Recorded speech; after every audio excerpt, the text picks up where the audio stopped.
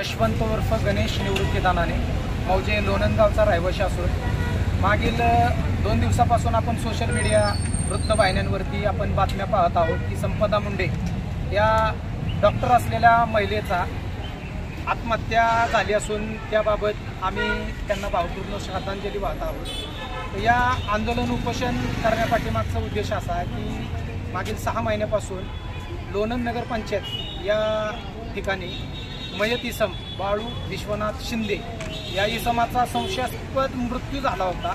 तर त्या संशयास्पद मृत्यूबाबत आम्ही चौकशी होण्याबाबत माननीय SP साहेब असतील, DYSP साहेब असतील, कलेक्टर साहेब असतील, महाराष्ट्र शासनाचा गृह विभाग असेल, तर आधी बऱ्याच प्रशासकीय व्यवस्थापकांना, सचिवांना, सर्व प्रभारी अधिकाऱ्यांना आम्ही पत्रव्यवहार करून या बाळू शिंदेच्या मयत प्रकरणाची चौकशी लावण्याबाबत निवेदनं दिली होती।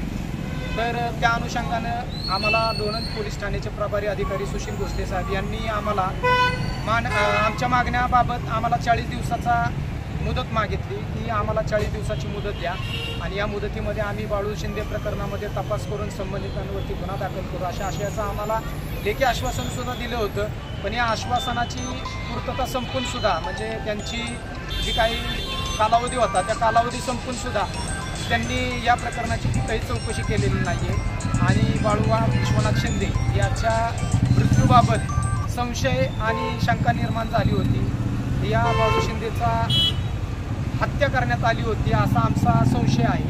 तर हत्या करणारा जो कोणी आरोपी असेल त्याला तात्काळ त्याच्यावरती कलम शासकीय कलमानुसार जे काही संविधानिक कलम असेल त्या कलमानुसार त्यांच्यावरती खुनाचा वधाचा गुन्हा दाखल व्हावाबाबत मागणी केली होती। तर या बाळू शिंदेच्या प्रकरणात सुद्धा जसं संपदा मुंडे ताईंच्या प्रकरणात सुद्धा त्यांना दबाव टाकला होता की PM रिपोर्ट बदलण्याबाबत, तसंच या बाळू शिंदेच्या प्रकरणात सुद्धा संबंधित प्रशासनानं दबाव टाकून त्यांचे जे काही PM रिपोर्ट होते ते बदल करून त्याला अपघाती मृत्यू घडवून आणला होता। तरीसुद्धा त्याचा हार्ट अटॅकने किंवा झोपेत मृत्यू झाला आहे असा बनाव रचून संबंधित प्रकरण दडपलेलं आहे आणि त्याच्यावर जे काय अंत्यसंस्कार करण्यात आलेले आहेत त्या अंत्यसंस्कारसुद्धा गोपनीय पद्धतीनं करण्यात आलेले आहेत। हा दलित इसम असताना याला न्याय मिळत नाही।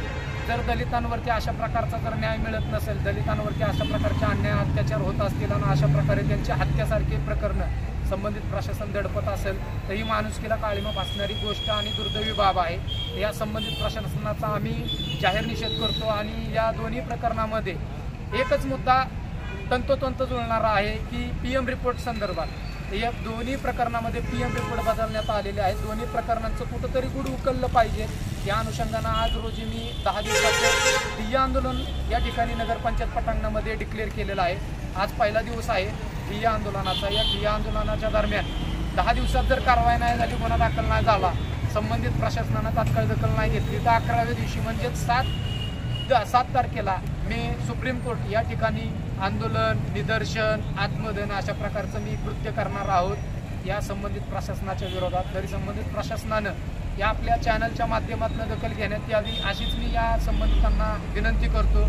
जर भविष्यामध्ये माझ्या मृत्यू पश्चात या 2 मयत आत्म्यांना जर शांती मिळणार असेल, त्यांना न्याय मिळणार असेल तर 100% या 2 जणांसाठी आणि संबंधित आमच्या दलितांसाठी किंवा इतर जे काही वंचित असतील लोक त्यांच्या न्यायासाठी मी जर माझा जीव मला गमवावा लागत असेल तरी मी तो मला मान्य असून या आपल्या व्हिडिओच्या माध्यमातून या आपल्या चॅनलच्या माध्यमातून प्रशासनाला विनंती करतो की संबंधित या प्रकरणामध्ये तात्काळ दखल घेऊन संबंधितांवरती गुन्हा दाखल करण्यात यावा ही मी विनंती करतो। जय हिंद, जय महाराष्ट्र। अशाच महत्त्वाच्या घडामोडी जाणून घेण्यासाठी आमच्या चॅनेलला फॉलो करून सबस्क्राईब करा व बेल आयकॉन दाबायला विसरू नका।